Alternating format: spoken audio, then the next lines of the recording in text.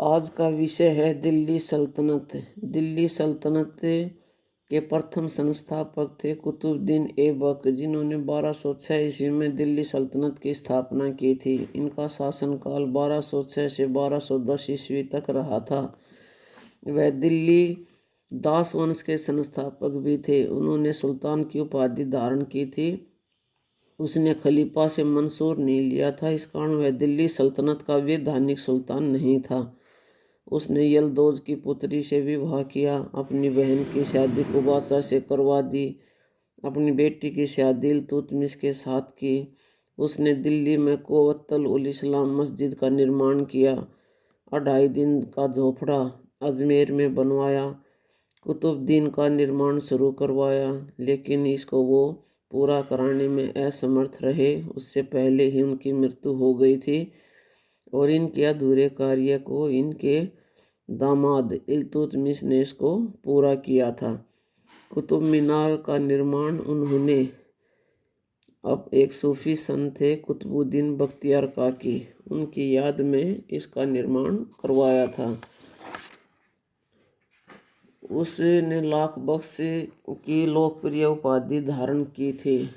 चौगान खेलते समय घोड़े से गिरकर कुतुबुद्दीन की मृत्यु 1210 में लाहौर में हो गई थी। उसके बाद उसका बेटा आराम शाह गद्दी पर बैठे। उसे कुतुबुद्दीन ऐबक का पुत्र माना जाता है। उसे इल्तुतमिश ने हरा दिया और मार दिया था। उसके बाद शमसुद्दीन इल्तुतमिश का शासनकाल आता है और उनका शासनकाल 1210 से 1236 ईस्वी तक रहा था। उसने तुर्क के चहलगानी की स्थापना की थी। इनके सदस्यों को महत्वपूर्ण पदों पर नियुक्त किया गया। 40 तुर्क अमीरों का एक समूह होता था, जिसको चहलगानी के नाम से जाना जाता था। वे सुल्तान के प्रति वफादार गुलाम थे। वे शिमशी दास के नाम से भी इतिहास में उनको जाना जाता है। उसने एकता प्रणाली आरंभ की। प्रांतीय प्रशासन के क्षेत्र में काफ़ी सुधार किए थे। एकता एक जागीर का एक प्रकार होता था। एकता को प्राप्त करने वाला एकतादार कहलाता था। इनका मुख्य कार्य क्या होता था एकतादार का? वो कर इकट्ठा करना और कानून व्यवस्था को लागू करना। उसने मानक सिक्के जारी किए। ये चांदी के होते थे और कांसे के। चांदी के सिक्के को तमक कहा जाता था और कांसे के सिक्के को जीतल कहा जाता था। उसने सल्तनत की शक्ति को उत्तरी भारत में और अधिक मजबूत किया था। उसने यलदौज व कुबाचा को हरा दिया था और उनको मार गिराया था। उसने दिल्ली पर चंगेज खां के आक्रमण को अपनी कूटनीति से रोक दिया था। उसने बगदाद के अब्बासी खलीफाओं के 1229 ईस्वी में मंसूर लिया। इस प्रकार वह दिल्ली का पहला वैधानिक शासक था। इल्तुतमिश ने अपनी पुत्री रजिया को उत्तराधिकारी घोषित किया, परंतु रुकनुद्दीन फिरोज को अपना सुल्तान घोषित किया गया। रुकनुद्दीन फिरोज 1236 ईस्वी में वह अपनी माँ शाह तुर्कान की मदद से शासक बना। रजिया सुल्तान के समर्थकों ने रुकनुद्दीन फिरोज को मार दिया था। उसके बाद रजिया सुल्ताना राजगद्दी पर बैठी, जिसका शासनकाल 1236 से 1240 ईस्वी तक रहा था। वह कुबा व कुला धारण करके महल में आती थी। उसने तजकी व अफकी अमीर के समूह थे, ये इनको समर्थन दिया था और उसने चहलगानी की शक्ति को नियंत्रित करने के लिए ये सब कदम उठाए थे। चहलगानी के प्रमुख नेता अल्तुनिया को रजिया सुल्ताना के खिलाफ भड़का दिया। चहलगानी ने याकूत को मार दिया था और रजिया को अल्तुनिया ने गिरफ्तार कर लिया। रजिया सुल्ताना का शासनकाल 1236 से 40 ईस्वी तक रहा था। वो एक योग्य शासिका थी।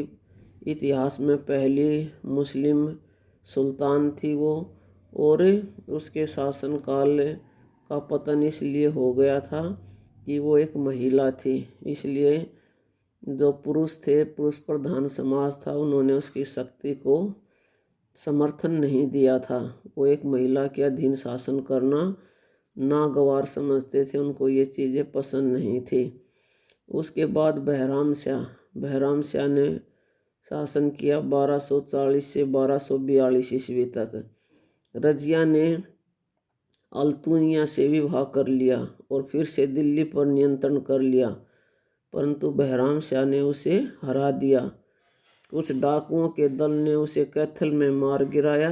चहलगानी ने एक नया पद नायब ए मालिकात की स्थापना की, जिसका मतलब होता था नेक्स्ट टू सुल्तान। 2 वर्ष पश्चात सुल्तान को चहलगानी ने मार दिया और मसूद शाह को नया सुल्तान घोषित कर दिया। मसूद शाह का शासनकाल 1242 से 1246 ईस्वी तक रहा। इसे भी चहलगानी ने मार दिया था। नासिरुद्दीन महमूद को नया सुल्तान बनाया गया। नासिरुद्दीन महमूद का शासनकाल भारत में 1246 से 1266 ईस्वी तक रहा है। उसके शासनकाल में चहलगानी का एक सदस्य बलबन के रूप में उदय हुआ था, एक शक्ति के रूप में उभर कर के सामने आया, और वह नायब मामलिकात के पद पर पहुंच गया, यानी कि नेक्स्ट सुल्तान, जिसको वजीर भी कहा जाता है। बलबन ने अपनी पुत्री का विवाह नासिरुद्दीन महमूद के साथ कर दिया। बलबन ने नासिरुद्दीन महमूद की बहन से विवाह कर लिया था। उसको बलबन ने मार दिया था। इसके बारे में इतिहास में कोई प्रत्यक्ष सबूत प्राप्त नहीं है। उसके बाद गयासुद्दीन बलबन का शासनकाल 1266 से 1286 ईस्वी तक रहा था। उसने चहलगानी की शक्ति को नष्ट कर दिया। सिजदा और पाबोस प्रथा आरंभ की थी। उसने जिल ए अल्लाह, जिसका मतलब होता है ईश्वर की परछाई, निवायत ए खुदाई, जिसका मतलब होता है ईश्वर का प्रतिनिधि, की उपाधियां धारण की थी। उसने नियम एवं कानून को बनाए रखा। उसने बंगाल को जीता और वहाँ का गवर्नर अपने पुत्र बुगरा खां को नियुक्त किया था। बलबन ने शहजादा महमूद को शहीद ए आजम की उपाधि से नवाजा था। बलबन के बाद कैकुबाद का शासन आता है 1286 से 1290 ईस्वी तक। ये बलबन का पोता था। बलबन ने शहजादा महमूद को अपना उत्तराधिकारी नियुक्त किया था, परंतु वह मंगोलों के खिलाफ एक लड़ाई में मारा गया था। उसका दूसरा पुत्र बुगरा खां को बंगाल व बिहार में शासन करना ज़्यादा पसंद था। अतः स्थिति में कैकुबाद गद्दी पर बैठा। 4 साल पश्चात अधिक शराब पीने के कारण उसको लकवा लग गया था। उसके बाद क्यूमर्स ये 1290 ईस्वी में। कैकुबाद की मृत्यु के बाद कयूरमस गद्दी पर बैठा, जिसकी हत्या जलालुद्दीन खिलजी ने की, जो उत्तरी पश्चिमी सीमाओं का प्रधान रक्षक था। जलालुद्दीन ने कई लड़ाइयों में मंगोलों के खिलाफ अपना जौहर दिखाया था। तो खिलजी वंश 1290 से 1320 ईस्वी तक जलालुद्दीन खिलजी ने खिलजी वंश की स्थापना की थी। उसमें खिलजी वंश की स्थापना की जलालुद्दीन खिलजी, जिसका शासनकाल 1290 से 1296 ईस्वी तक रहा था। वह एक उदारवादी शासक था। उसने दिल्ली से बाहर किलोखरी में अपना शासन चलाया था। उसकी हत्या 1296 ईस्वी में अलाउद्दीन खिलजी ने कर दी थी। अलाउद्दीन खिलजी, जिसका शासनकाल 1296 से 1316 ईस्वी तक रहा था, वह एक योग्य शासक था। उसने दाग एवं हुलिया चेहरा प्रणाली की शुरुआत की। उसने कर अनुपात को परिवर्तित किया था। ये सब उसने शरीयत के अनुसार किया था। शरीयत के अनुसार उसने 1/5 लिया जाता था और राजा ने जो अपनी तरफ से कर लगाया हुआ था वो 4/5। तो 2 प्रकार के करों की उसके बारे में चर्चा की गई है। अलाउद्दीन खिलजी दिल्ली सल्तनत का सबसे महान शासक माना जाता है। इसके आर्थिक सुधार बहुत ज़्यादा प्रसिद्ध हैं। अलाउद्दीन खिलजी ने आर्थिक सुधार करके इतिहास के महान शासकों की श्रेणी में अपना नाम लिखवाया है।